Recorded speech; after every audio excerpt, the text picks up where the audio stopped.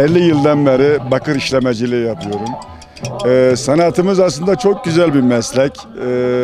Yüzyıllar boyu bakır 10.000 yıldır maden geçmişi, 1000 yıllıkta bir sanat geçmişi vardır. Ama maalesef günümüzde yeterli eleman yetişmiyor. Bu ustamız İstanbul'dan Selami Zan.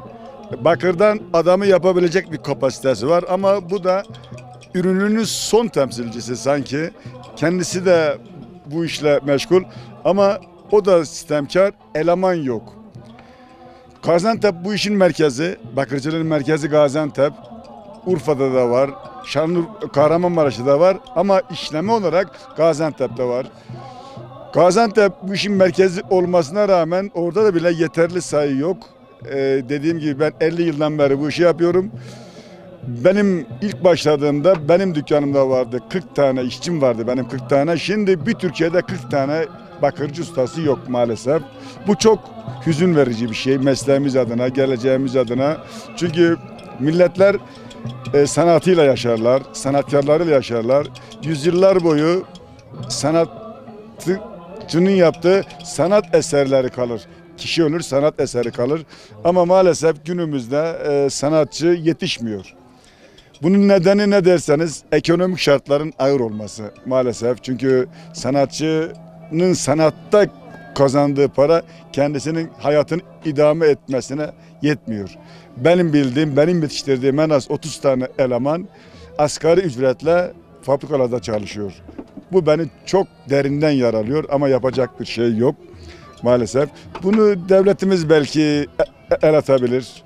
Bu yetişmiş olan sanatçıları koruma altına alır. Ki zaten güzel işleri var. Kültür Bakanlığımızın, Hazine ve Maliye Bakanlığımızın, Çalışma Bakanlığımızın İşkur ve SODES destekli projeleri var.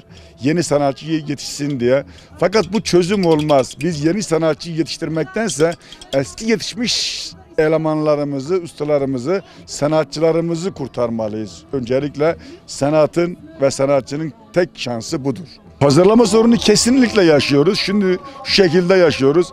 Bakır çok pahalı bir madendir. Bakırın bugün ham maddesinin kilosu 50 liradır. Bir ürün yapıyorsunuz. Bu ürünün maliyetinin üzerine çok cüzi bir kar koyuyorsunuz ama bakır maliyeti pahalı olduğu için bu karşıya pahalı geliyor. Pahalı zannediyor. Halbuki en ucuz sanat dalı bakırdır. Bakırdan aldığın bir ürünü 20 sene sonra, 30 sene sonra aldığın 2 misli fiyatına satma şansın var. Oysa bir seramik alıyorsun, cam alıyorsun. Elbette onlar da güzel sanatlardır. Ama düşüp kırıldığı gibi ne sanatı kalıyor ne değeri kalıyor. Bakırda böyle bir şey yoktur. Bakır yüzyıllar boyu kendisini korur, kendi varlığını sürdürür ve varlığına varlık atan bir üründür bakır. O yüzden bakırın bizim sanatımızda, yaşantımızda çok büyük bir yeri var. Şu anda hükümetimizin de bakır sanatına özellikle büyük rağbet olduğunu biliyorum. Önem verdiğini de biliyorum. Bunu şahsen bizzat da yaşadım. İstanbul'da da ustam bu işin uzmanı dediğimiz gibi. İstanbul'da da zengin müşteriler demeyeyim de sanatsever müşterilerimiz çok az. Zenginimiz çok ama sanatsever müşterilerimiz, insanımız çok az. Sanatı bilmiyorlar. Ben 7 yaşında başladım, 59 yaşındayım. 52 yıl olmuş. Yani ilkokulla birlikte mesleğe başlamışız. Seviyorum maddi, bana deseniz ki maddi bir kazanç sağladınız mı bu meslekten? Hayır. Ama yapmaktan pişman mısınız? Asla pişman değilim. Çünkü üretmeyi seviyorum. Sanatçı demek çevresine güzel bakan, çevresini güzel gören, her şeyi güzel düşünen bir insandır.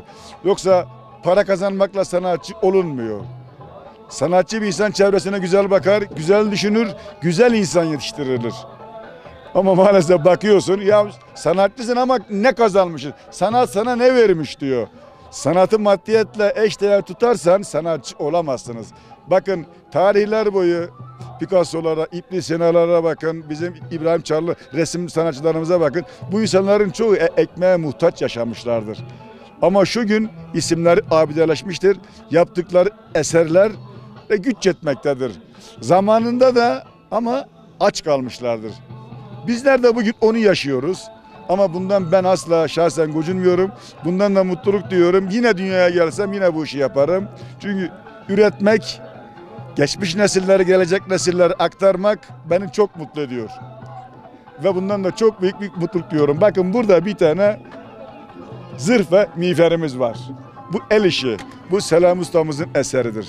Çekiç işidir. Yapma filan diyene sıvamadır, tornadır, prestir değil.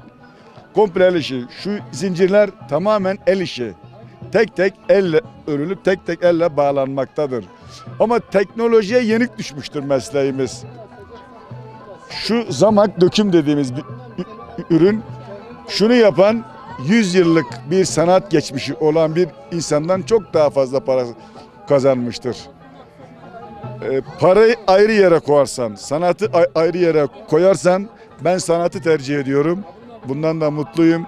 Sanatı tercih eden insanlarla çalıştığım için çok mutluyum. Bunlardan bir tanesi de benim Selam Ustam'dır. Beraber çalıştığım, çalışmaktan da mutlu olduğum insan, sanatını seviyorum. Çünkü dediğimiz gibi sanatçı bir insandan insana kötülük gelmez. Çünkü aklında para yoktur. Çıkar ve maddiyat yoktur. Maddiyatı düşünmeyen bir insan hayatta çok başarılı olur. Çünkü parayı, mutluluğu maddiyatta arayan insanlar aslında hüsrana uğramışlardır. Biz bugün iyi ki de sanatçı olmuşum, iyi ki de bu el işini yapmışım. Bundan da mutluluk duyuyorum.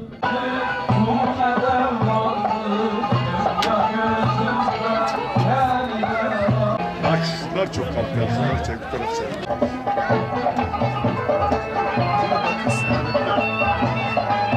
Ne kadar özel değil mi? Hindistan'da hala daha farklı tedavi olmuş.